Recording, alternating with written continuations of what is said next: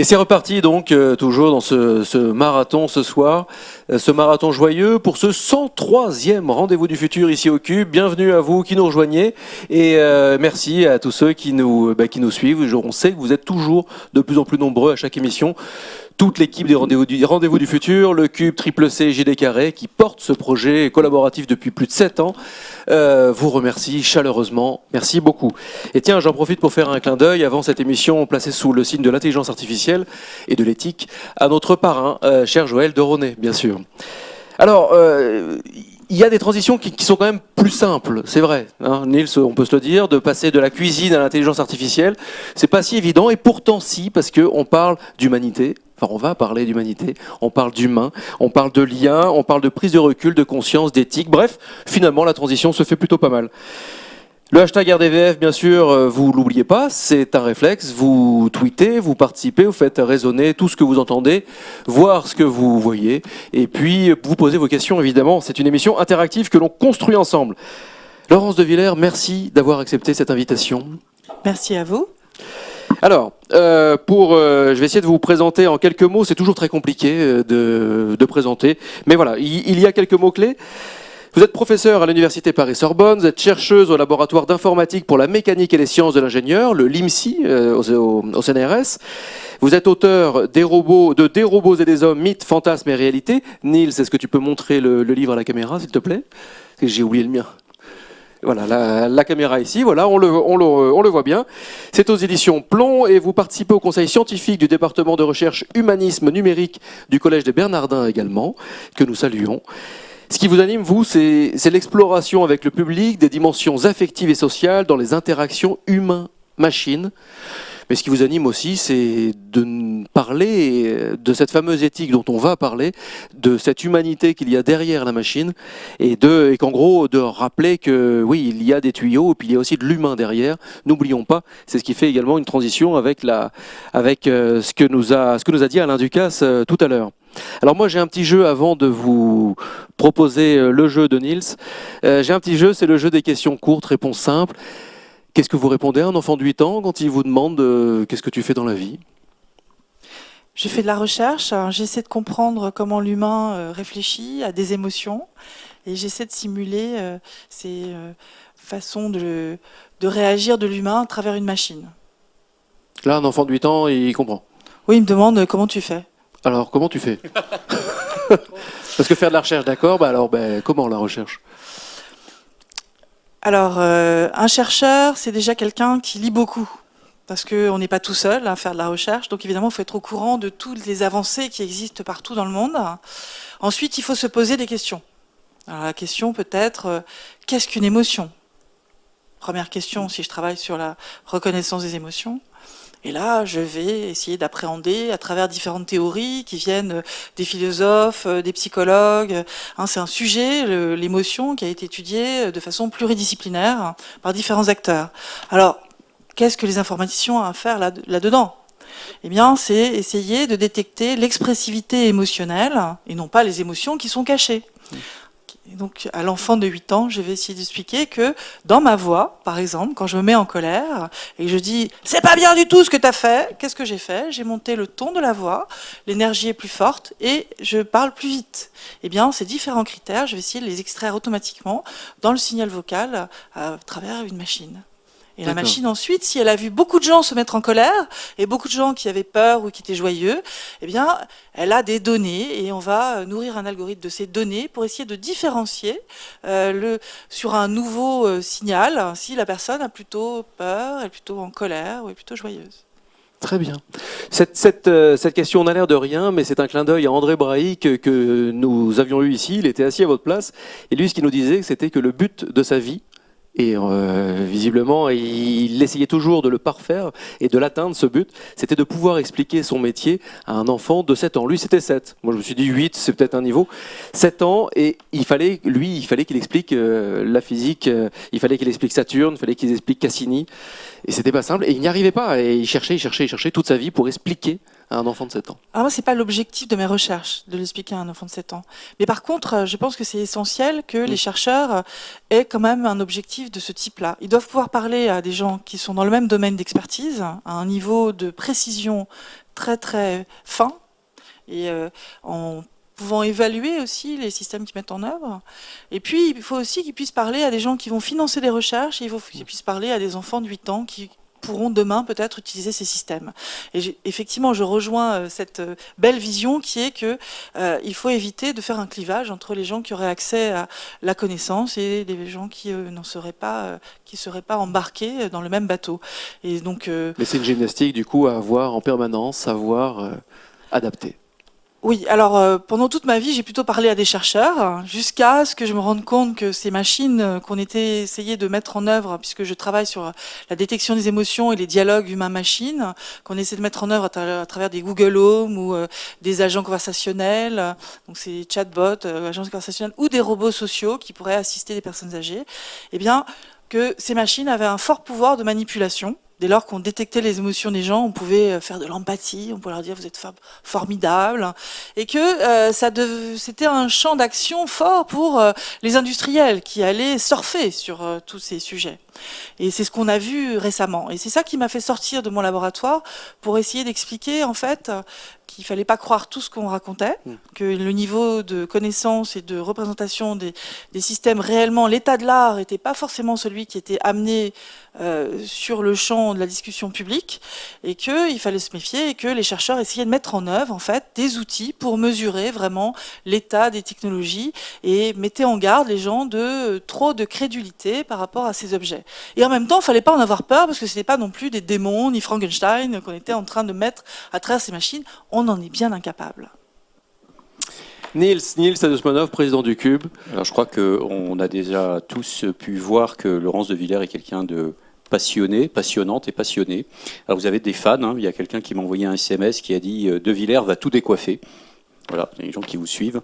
Alors, et justement, je reviens au côté passionné.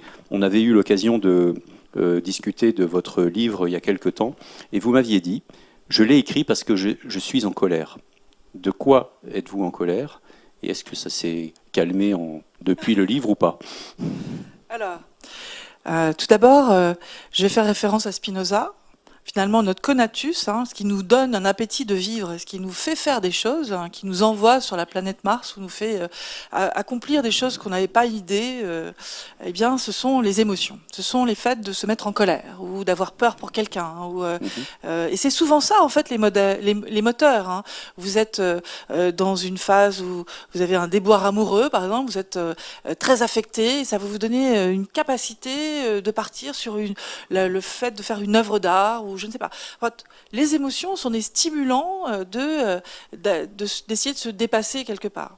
Bon, alors je ne dis pas que je me suis dépassée en écrivant ce livre, mais c'était pas mon objectif premier d'écrire un livre qui était plus pour une large audience, en essayant d'expliquer un peu de façon imagée les soucis qu'on pouvait avoir en mettant en œuvre ces machines affectives dans la vie de tous les jours.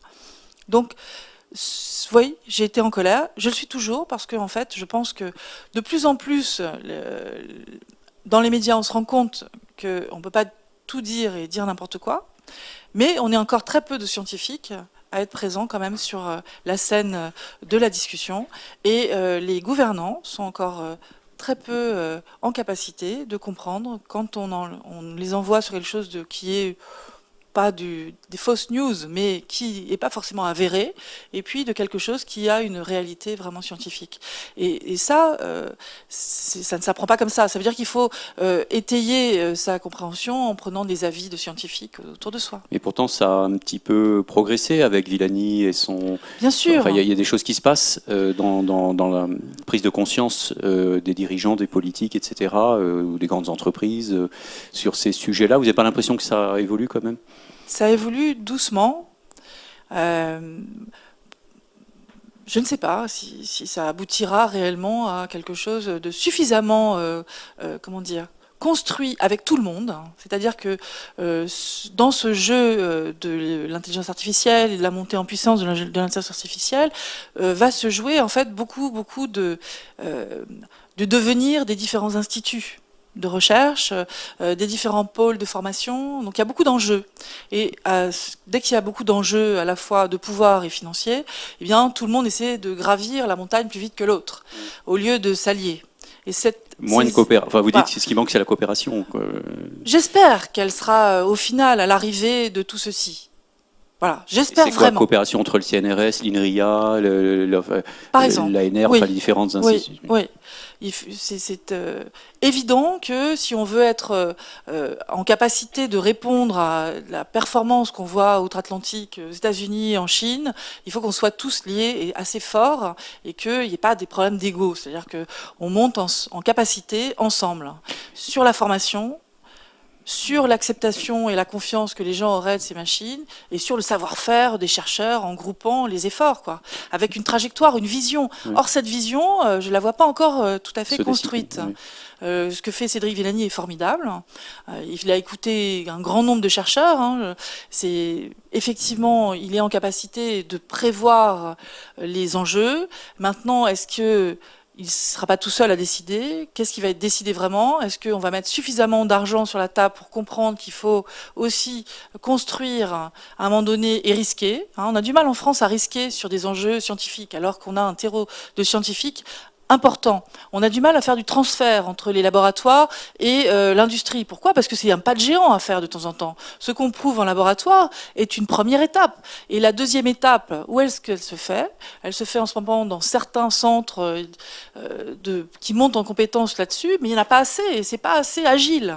Et alors, est-ce que c'est pas déjà foutu? Enfin, non, mais quand on regarde, quand même. Quand on regarde en France, je crois que, vous me corrigerez si je me trompe, mais je crois qu'on a en gros 13 000 chercheurs en intelligence artificielle, tout confondu. Si vous prenez Huawei en Chine, ils en ont 10 000 à eux tout seuls. Est-ce que vous parlez de compétitivité, est-ce que dans ce secteur-là, qui est un secteur ultra compétitif aujourd'hui, puisque toutes les grandes plateformes aujourd'hui sont sur l'intelligence artificielle, est-ce que la France, même avec ses 13 000 chercheurs qui se mettraient à collaborer ensemble, y arriverait? Est-ce que c'est pas au niveau européen aussi? C'est européen, voilà, ma réponse était celle-là. On ne peut pas imaginer la France comme étant un acteur qui va aller, comment dire, en compétition avec la Chine. C'est pas possible, c'est l'Europe. Donc vous êtes en colère, ok, et du coup par rapport à l'Europe, est-ce que vous avez un moyen d'action? Est-ce que vous arrivez à vous collaborer à des instances européennes, si je me rappelle bien, dans des projets de recherche? Est-ce qu'il y a des moyens de faire bouger l'Europe là-dessus? Il y a des moyens de faire bouger l'Europe sur ces sujets, mais ça, c'est plus des problèmes politiques aussi. C'est pas les chercheurs, c'est pas eux qui vont décider des programmes. Il y a un fort pouvoir des politiques pour aller expliquer que c'est une vision à avoir en Europe. Et donc l'Europe aussi a cette difficulté que n'ont pas les États-Unis, que n'ont pas la Chine, c'est d'avoir des normes différentes entre les différents pays. C'est pas évident de faire du consensuel et une activité sereine au sein de l'Europe. Alors la première chose qui arrive, qui est bien, c'est cette loi sur les données, sur l'anonymisation, la portabilité des données. Ça, c'est un pas en avant pour monter une cohérence européenne. On a quelque chose à jouer, à mon avis, sur les problématiques liées à l'éthique. C'est-à-dire qu'on est très conscient en France qu'il faut faire attention et pas utiliser n'importe comment ces différents systèmes. Il y a un autre point, dont on va sûrement parler aussi, mais qui me semble intéressant d'évoquer dès maintenant, c'est la dépense d'énergie de toutes ces machines. Donc, voilà, il faut prendre en compte différents aspects, l'humain, à travers l'éthique, l'écologie, c'est-à-dire la nature qui nous entoure, et l'énergie qu'on peut tirer des machines qu'on est en train de, qui va être exploitée par les machines qu'on veut faire. Et je pense qu'il y a à être rationnel pour trouver les meilleurs moyens d'améliorer la vie de l'homme sur Terre, et pas le contraire.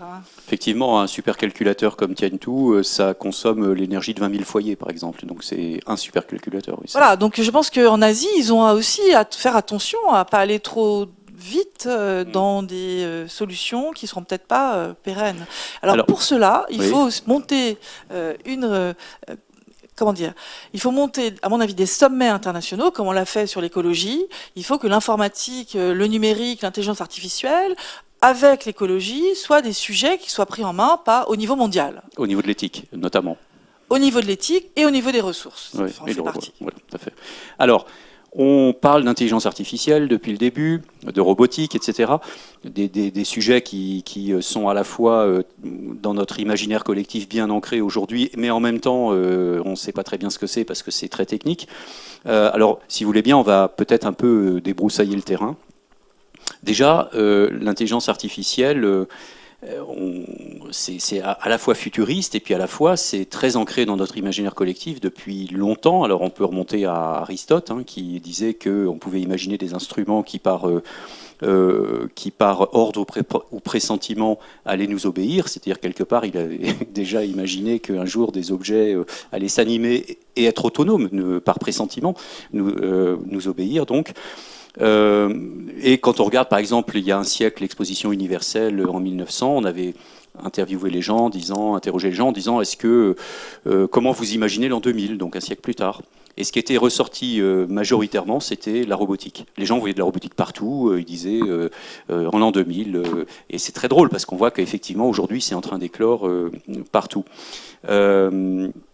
Alors, ça c'est le premier point. Est-ce que vous avez le sentiment, par rapport à cette idée qui vient de très loin, est-ce que vous avez le sentiment qu'en ce moment, on est en train de vivre une époque absolument charnière dans l'histoire de l'humanité et peut-être une rupture anthropologique ? Est-ce que là, il se passe un truc où vous dites en levant le matin, quelle chance j'ai d'être à ce moment-là de l'histoire, quoi, ou pas ? Bon, j'ai la chance de me lever le matin, parce que je suis vivant déjà, la chance d'être dans une réflexion sur l'intelligence artificielle et l'intelligence humaine. Ça me semble être un point important. Effectivement, on est en train de vivre quelque chose de particulier. Vous êtes chercheuse dans le domaine, vous êtes au cœur du truc.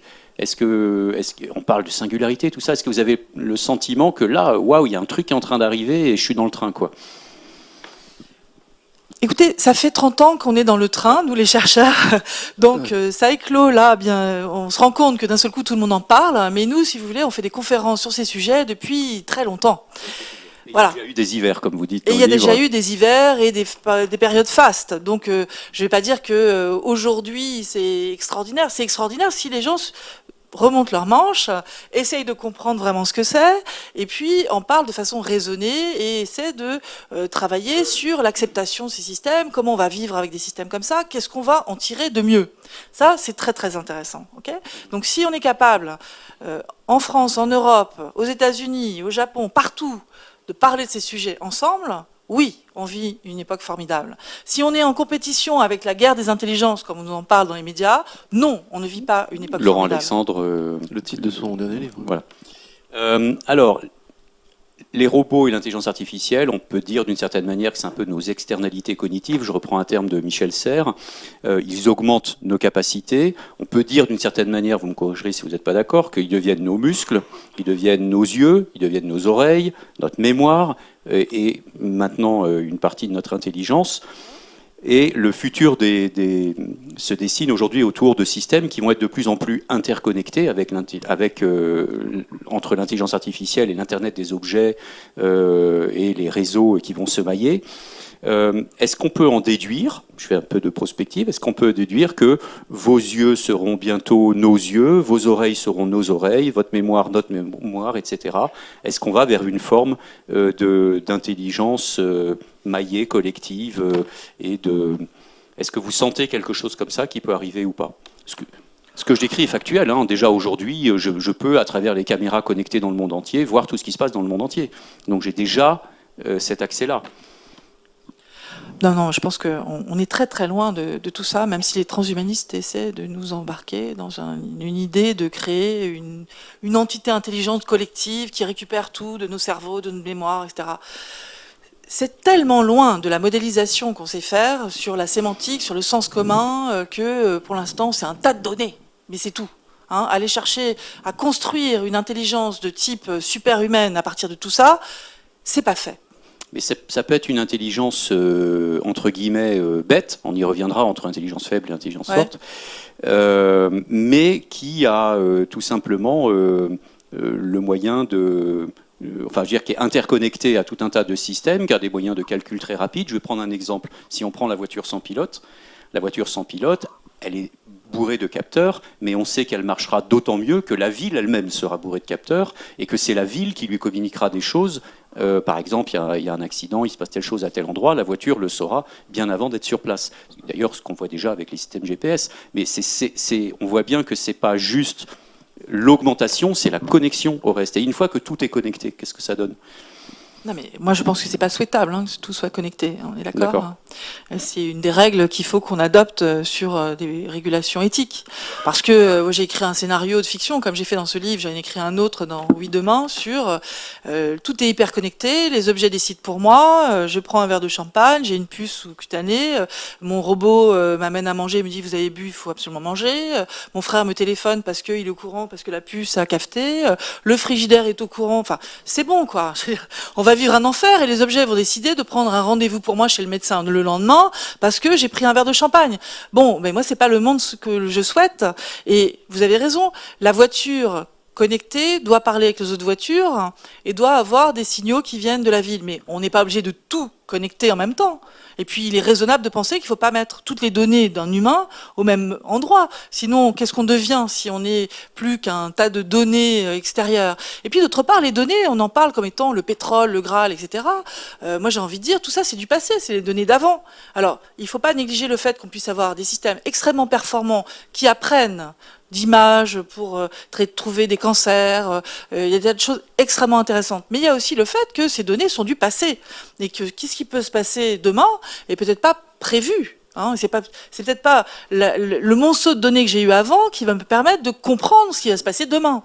Donc, il faut rester quand même mesuré sur cette idée de je collecte partout et tout ça crée une intelligence. C'est pas vrai. Demain, il peut arriver qu'on trouve une idée exceptionnelle sur les choses qu'on n'a pas du tout vues avant et qui va nous faire changer notre point de vue. Donc, voilà. C'est juste pour dire attention à ça. Et je vais revenir un peu sur ce que vous aviez dit avant, parce que tout ça est nourri de la science-fiction. Quand on parle d'hyperconnectivité, on est dans Matrix ou on est de je ne sais pas dans quel film. Donc la science-fiction précède toujours la science. Et en termes de robotique et d'intelligence artificielle, on a été gâtés parce qu'on a eu énormément de travaux. Donc on devrait s'en servir pour comprendre un peu mieux. Alors, en plus, en Europe, on a des mythes fondateurs qui sont des mythes plutôt pessimistes. C'est-à-dire que ce sont à chaque fois des systèmes, si on parle du golem, par exemple, qui vient des mythes qui était développé à Prague, donc par un rabbin. C'était l'idée de construire une créature qui allait aider son peuple juif à être moins torturé, à être moins embêté par la population à l'époque, et qui au final va se rebeller contre son maître quelque part et avoir un aspect très dévastateur, négatif, et donc il le désamorce en enlevant le E de Emmet qui donnait la vie pour refaire Met qui veut dire mort. Bon, ce sont des mythes, mais là-dessus, Frankenstein, il y a eu plein de littérature, de films autour de finalement ces créatures faites par l'homme ou les dieux au départ et qui se transforment contre leur créateur. Donc on vit dans cet imaginaire. Donc on a l'impression qu'à chaque fois, tout ce qu'on va créer en science-fiction, que ce soit un être artificiel ou que ce soit de l'hyperconnectivité, est forcément voué à un drame derrière. Bon. Donc je pense qu'il faut rester raisonnable. C'est difficile et ça va prendre énormément d'énergie de tout connecter. Quand on parle par exemple de la blockchain, c'est très bien dans l'idée, mais c'est extrêmement mauvaise pour la planète, cette idée. Donc il faut se rassurer aussi par rapport à ça. C'est-à-dire qu'on va devoir faire des choix, et des choix qui, j'espère, être essentiels autour de l'utilité de ce qu'on est en train de monter, et non pas l'hyperconnectivité pour rien. À quoi ça sert de surveiller quelqu'un en pleine forme par des capteurs partout ? Je ne sais pas. Si c'est juste pour faire du marketing, j'espère bien que ce ne sera pas la solution qui va être choisie, de développer ces connexions dans tous les sens. Donc, vous faites un pas en disant, mais voilà, on voit que tout va dans ce sens-là, donc l'issue, quelle est-elle? Moi, je dis juste, on va raison garder, on va comprendre que on est en train de détruire la planète, qu'il y a des choses qui sont inutiles et qu'on ne veut pas être dans une prison au sein d'un avenir qui serait que numérique et nous surveille de partout. C'est une des craintes que je mets en avant dans le livre. Il faut faire attention à ça. Quand est-ce qu'on a besoin d'être surveillé? Quand est-ce qu'on n'a pas besoin d'être surveillé? Et ça coûte de l'argent et ça coûte de l'énergie, donc on ne le fera pas. Mais pour que ça n'arrive pas, il faut qu'il y ait une puissance de réflexion en chacun. Il faut qu'on puisse nous-mêmes arriver à remettre un petit peu en question Oui, et c'est ça qu'on le monde essaie. vers lequel on se dirige, C'est malheureusement. C'est ça qui est l'essence même de ce qui pourrait être fabuleux en ce moment, c'est d'essayer de former, d'éduquer à ces nouvelles technologies et aux risques qui seraient sous-jacents pour avoir ce recul devant les choses. Hein. Après, développer le libre arbitre autour de bon, mais j'adhère pas, je le prends pas, et en même temps faire de l'économie avec ça, parce qu'on peut faire des tas de choses qui vont être utiles et pour lesquelles on a un fort pouvoir de développement. Et ça, en Europe, on a une compétence en philosophie ancestrale, on a des tas d'apports qu'on pourrait mettre à profit avec une vision mondiale. Donc je pense qu'on a quelque chose à jouer là-dessus. Je vais faire une petite coupure, c'est pas une coupure publicitaire, c'est la coupure de notre ami Nicolas qui va venir faire sa chronique, 12 Good Web, et puis après on se retrouve bien sûr, Niels.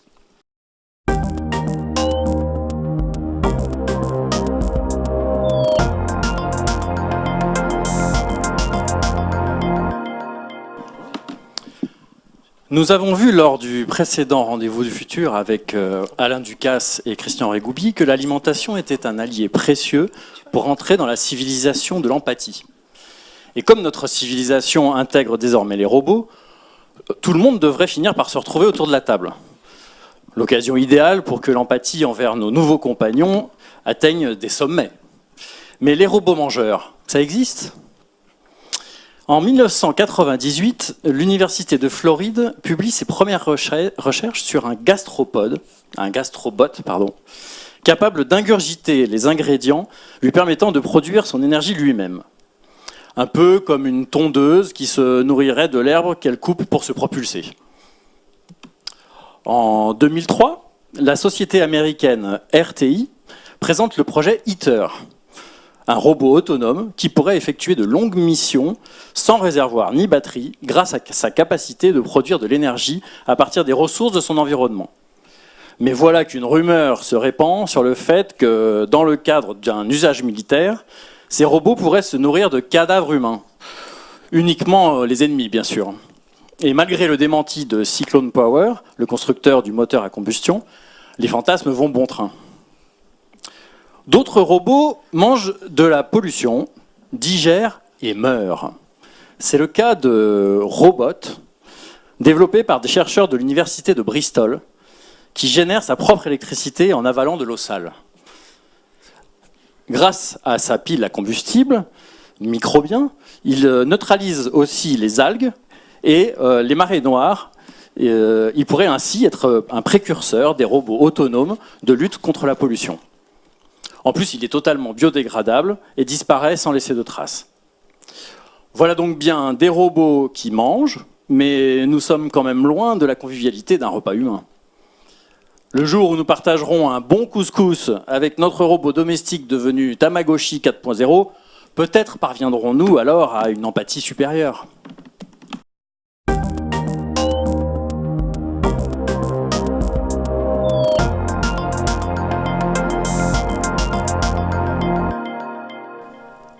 Merci beaucoup Nicolas et bravo pour cette bonne transition du coup entre les deux thématiques de cette soirée.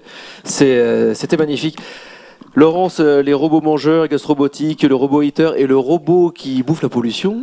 Alors là, il y a des choses très positives et des choses qui servent un peu à rien.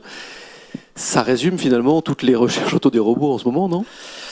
Je ferai un petit clin d'œil déjà à l'histoire parce qu'en fait, il y a un fameux chercheur qui créait des automates au XVIIIe siècle qui s'appelait Vaucanson et qui a créé le canard qui ingérait des graines pour simuler en fait par mimétisme en fait la digestion et c'était le premier à faire un robot mangeur si vous voulez. Il y a Gepetto et Pinocchio aussi, un autre. Oui, mais là c'était plus un autre fantastique alors que là c'était une vraie machine. Ouais. Après, il est évident que on ne partagera pas forcément des dîners avec des robots. Le couscous avec son robot, non. Parce que même s'il arrivait à ingérer le couscous, il n'en aurait aucun plaisir. Or, manger pour en avoir aucun plaisir. Alors après, si on arrive à créer de l'énergie à partir de l'ingurgitation de pollution, de déchets, etc., pourquoi pas? On cherche de l'énergie, c'est intéressant. C'est ça qui est intéressant aussi, c'est que il faut développer en fait cette espèce d'imaginaire et de créativité autour de ces objets avec les contraintes que j'ai indiquées, c'est-à-dire les problèmes d'énergie, les problèmes de respect de l'humain et finalement ce qu'on peut faire scientifiquement réellement. Et ça, c'est un très bon exemple finalement d'idée pour aller un peu plus loin. Et j'espère qu'il y aura énormément de projets de ce type-là. Niels. Alors moi j'étais un peu nourri à la science-fiction, j'ai la chance d'avoir en face de moi une chercheuse experte en intelligence artificielle et robotique, alors je vais quand même poser la question que tout le monde se pose. L'intelligence artificielle aujourd'hui, on le sait, gagne au jeu de Go, elle connaît toutes les combinaisons, la seule chose qu'elle ne sait pas c'est qu'elle joue au Go. Est-ce que ça arrivera d'après vous? Alors, elle ne sait pas qu'elle joue au Go, elle n'a aucun plaisir à jouer au Go. Elle ne sait pas que c'est un humain en face. Elle sait que ce qu'on lui a dit, en fait. Donc, si on lui a dit quelque part qu'elle joue au Go, elle le saura. Si on lui a dit qu'en face, il y avait un humain, elle le saura. Après, on peut lui apprendre aussi à reconnaître les humains. Donc, peut-être qu'effectivement, à un moment donné, elle pourrait avoir des connaissances par elle-même parce qu'on lui a appris ce genre de connaissances. Okay. Mais ce que je disais qui était essentiel tout à l'heure sur les émotions, c'est que je pense que le plaisir intrinsèque que l'on ressent dans sa chair en tant qu'humain, on en est très très loin sur une machine. Il faudrait à ce moment-là mettre un système capable d'appréhender ces informations, sûrement pas par des combinaisons binaires ni par ce qu'on sait faire actuellement. Donc voilà, là il y a un énorme vide pour répondre oui, demain la machine pourra être aussi intelligente que l'homme, il pourrait voilà. Donc l'humain n'est pas un ensemble d'algorithmes biochimiques comme on en entend de temps en temps. On peut l'entendre, mais c'est d'une complexité énorme. Oui. C'est-à-dire qu'on ne sait pas encore l'expliquer sur le naturel, et comment on pourrait le modéliser si on ne sait pas l'expliquer, ce que c'est que le substrat de la pensée, par exemple. C'est dynamique, ça naît de circuits neuronaux qui reçoivent de l'information en même temps, et il y a un côté dynamique sur un substrat qu'on ne connaît pas. Donc, pour l'instant, comment pourrait-on le modéliser? Il faut faire attention. Ce qui se passe, c'est que l'idée n'est pas de reproduire un humain, mais de donner des capacités à une machine de faire des choses que font les humains pour les soulager dans certaines tâches. Donc c'est faire un avion et pas faire voler un avion avec des ailes d'oiseau. Et c'est quand même faire mieux que les humains. C'est Oui, là alors, où justement il y a des confusions qui peuvent se faire. C'est AlphaGo. pas faire ce que fait l'humain, c'est faire mieux que l'humain dans. Non, non, ça pourrait être faire ce que fait l'humain pour le décharger d'une certaine tâche fastidieuse, répétitive. Oui. D'accord. Alors, pendant un temps, on a eu des automates qui faisaient ça pour nous, hein, qui peignent les voitures dans les chaînes de montage. Ce sont des sortes de robots, mais des robots qui n'ont pas de perception. Les années Donc, c'est pas 60. Là, on est dans les années l'intelligence 60. artificielle. Mais il y a encore beaucoup dans l'industrie d'automates, hein, en fait, c'est-à-dire en fait d'algorithmes qui suivent une séquence d'actions déterminée. Voilà. Maintenant, la grande rupture, c'est l'apprentissage machine à partir de données et non plus à partir de la spécification d'une fonction à reproduire. À partir de là, on a un ensemble de données qui est annoté par des humains, c'est là où l'expertise est donnée. Donc dans les années 90, les systèmes les plus en vogue étaient des systèmes experts où l'humain mettait l'expertise de façon explicite dans des règles. En 2000, on travaille sur de l'apprentissage machine où on peut créer des règles à partir d'un ensemble de données à travers différents algorithmes, et où on peut aussi utiliser ce qu'on appelle les réseaux de neurones, qui sont une simplification finalement de neurones mis en architecture, connectés ensemble. Et on a prouvé qu'on arrivait à des performances extrêmement intéressantes avec ces outils. Maintenant, de façon théorique, on ne sait absolument pas dire mathématiquement pourquoi ces systèmes sont aussi performants. D'autre part, la connaissance n'est pas explicite. C'est sous forme de boîte noire avec des matrices de chiffres. Donc difficile de savoir si un système qui ne répondrait pas comme on le souhaite a utilisé telle ou telle connaissance. On n'en sait rien. Et ça pose des vrais soucis sur la responsabilité qu'on pourrait accorder à cette machine. Voilà. Donc ça, c'est la première complexité. Ensuite, quand vous parlez d'AlphaGo, qui a gagné contre des humains au jeu de Go, c'est un jeu avec donc un nombre incalculable de choix, mais qui est dans un univers qui est complètement fermé. Il n'y a pas d'inconnu. On sait qu'on déplace les pions d'une certaine manière. Il n'y a aucune inconnue. Le monde qui nous entoure est plein d'inconnus. Vous voyez la moitié d'une chose, vous voyez la moitié d'un visage. Voilà, on ne voit pas parfaitement les gens, les objets. C'est une complexité incroyable à côté d'un jeu. Avec un supercalculateur, enfin une intelligence artificielle qui récemment a battu le supercalculateur qui avait battu les meilleurs joueurs de Go en autodidacte, c'est-à-dire qu'elle a appris tout seul. On lui a juste donné les règles du jeu et elle a joué 5 millions de parties contre elle-même. C'est ce qu'on appelle la créativité laborieuse. C'est-à-dire que, comme il y a une capacité de calcul, comme je l'ai dit, qui est monstrueuse, qui n'a pas d'équivalent, si je parlais de façon humaine, ni sur l'énergie, la dépense d'énergie est monumentale.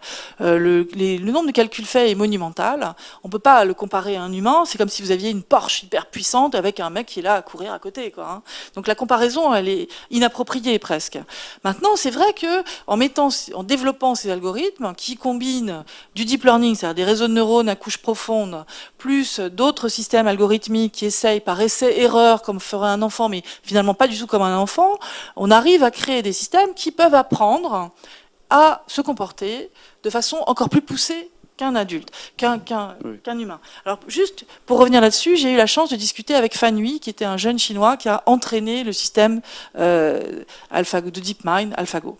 Et il a eu surtout la chance de regarder les traces, donc les logs après les parties qu'il a gagnées brillamment. Et il a regardé ces coups magiques dont on avait parlé, c'est-à-dire que l'humain n'aurait pas joué. Et il m'a dit, voilà, moi, c'était des coups, j'aurais pas joué parce que je raisonne jamais à cette profondeur-là. Et je lui ai dit, mais à quelle profondeur vous raisonnez sur une anticipation de coups? Et il m'a dit 50 coups, ce qui est monumental. C'est monstrueux. Monstrueux, mais pas du tout monstrueux, génial. Oui. Mais donc, tout son apprentissage a été de faire beaucoup de parties de Go. Depuis ses 8 ans, il était repéré comme étant quelqu'un qui avait ses capacités de mémorisation. Et donc, il a développé ça. Et ce qu'il me disait, c'était qu'il faisait sur un nombre de coups très faible, alors que la machine le faisait à 63 coups, les meilleurs coups, et sur un nombre incalculable de choix mis en entrée. Et donc cette possibilité d'aller chercher et de calculer toutes ces solutions est inaccessible à un cerveau humain. Et là, les machines sont meilleures que nous. Mais il n'y a pas que là, elles sont meilleures que nous en perception.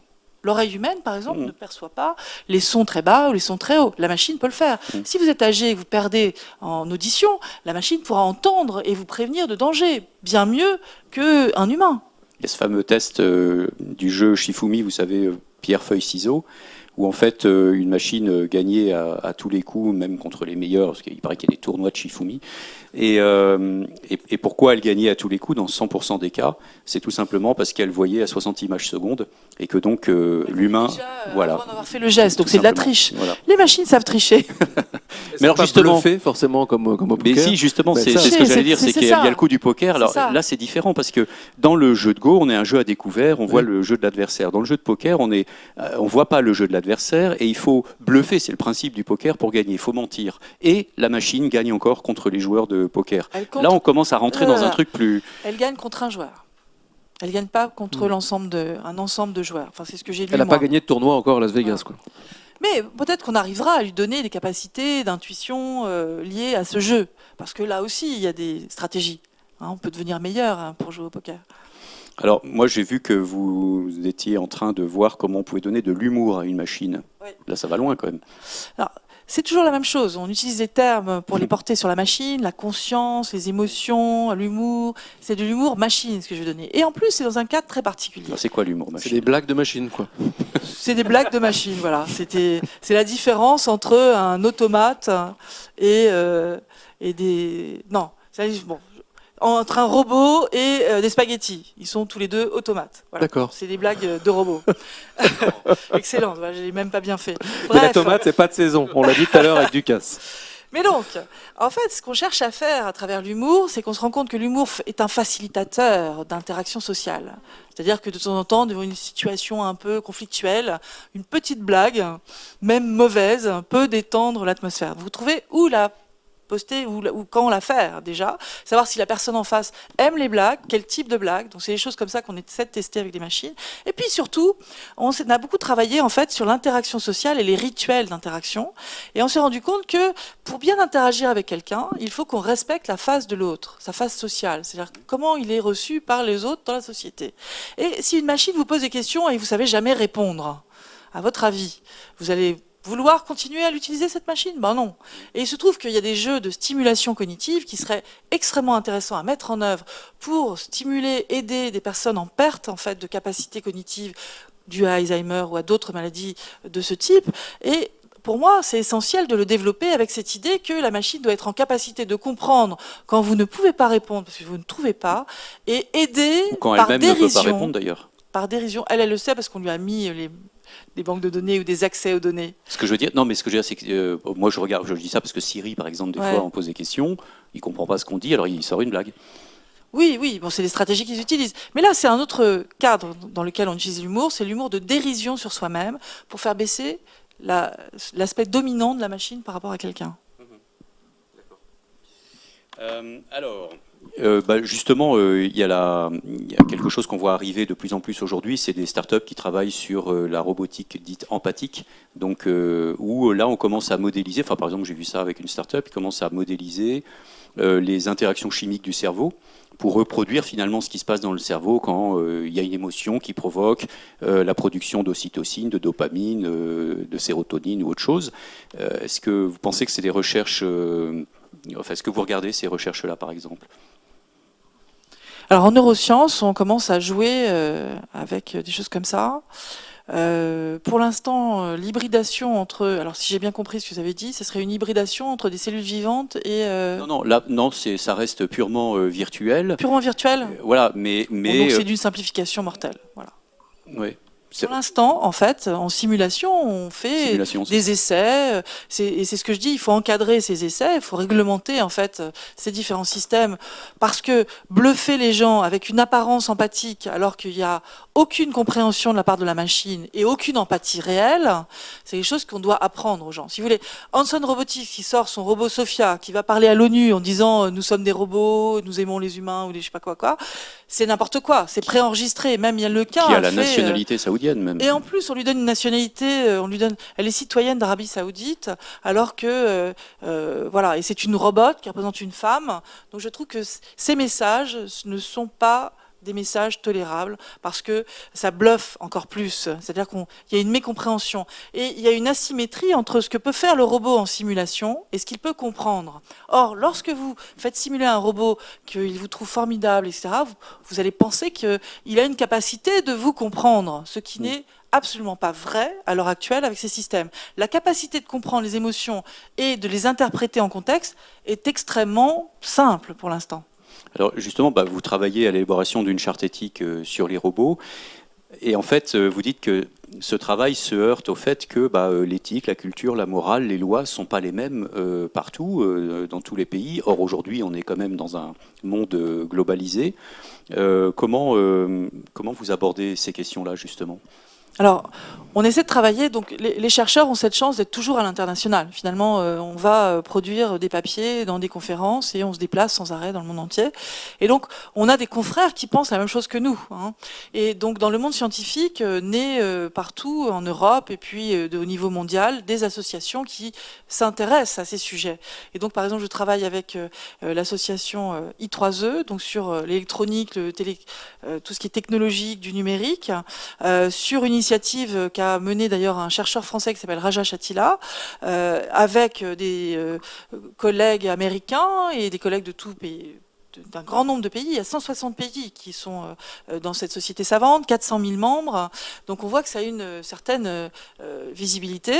Et on essaie au sein de cette initiative de créer des groupes qui travaillent sur des normes et des standards, sur quelques points particuliers. Et moi, je suis en charge d'un point particulier qui est de travailler sur la manipulation de ces machines à travers ce qu'on appelle le nudging, c'est-à-dire une incitation. C'est-à-dire qu'on vous propose tous les choix, sauf qu'on vous met le choix qu'on voudrait que vous preniez devant votre nez. Par paresse, vous allez le prendre, ou bien en copiant le voisin. On va chercher quels sont les biais cognitifs. On voit comment le marketing peut s'engouffrer là-dedans. Le marketing et la publicité. Voilà. Ouais. Alors un avocat spécialisé dans toutes ces problématiques numériques a dit que le code, c'est ce qui code le code. J'adore cette expression, cette formule. Ça veut dire quoi ? Ça veut dire que la loi, c'est ce qui est censé déterminer ce que peut faire le code informatique ou pas. Mais ce qu'on constate, c'est que les entreprises vont beaucoup plus vite que la loi, et ce sont souvent les conditions générales de vente qui régissent les usages des innovations, et donc qui devancent les lois. On peut prendre plein d'exemples, Uber, Airbnb ou plein d'autres. Et les choses vont continuer à aller de plus en plus vite dans ce domaine. Est-ce que vous avez des interactions avec les juristes sur ces questions éthiques, etc. Et comment ça se passe, quoi?